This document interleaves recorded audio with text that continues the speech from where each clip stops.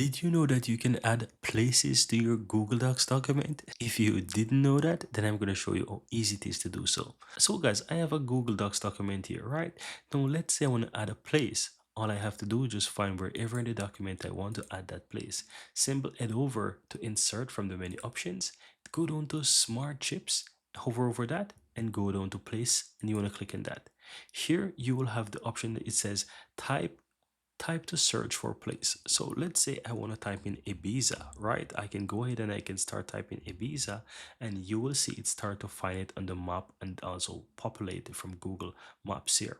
Now all I have to do is just select the word or the place wherever I found it and you will see that it's added into the document. Now you can see that Ibiza is added as a place right below my name. Now all I have to do is just hover over this at any point in time and you will see it shows the location and I can even go ahead and I can preview this. Now if I click on this, now if I click and open preview, you see that it opens up on the right hand side and it shows me all the details here about my location.